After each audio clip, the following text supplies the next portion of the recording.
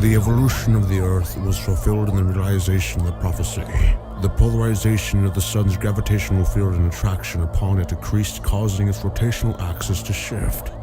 As a result, the planet began to rotate in the opposite direction, counterclockwise, causing it to move close to the sun. The sun now rose in the west and set in the east. This altered rotation decreased the Earth's gravitational pull, changing it both in polarity and density, which also slowed the aging process. Before the polar shift, man's greatest life expectancy was 120 years, but now it has been extended to 900 years. Due to the Earth's new proximity to the sun, the northern polar ice caps melted. This caused the bodies of water on the Earth to rise. The change in polarity and gravitational augmentations caused the waters to revert back to their original positions, as they were in the ancient times of the dinosaurs.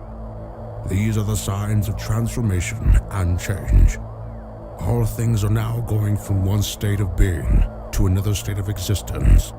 What existed before. Get the book before the movie is released. Matrix 4: The Evolution, Cracking the Genetic Code. Now available at matrixforthebook.com.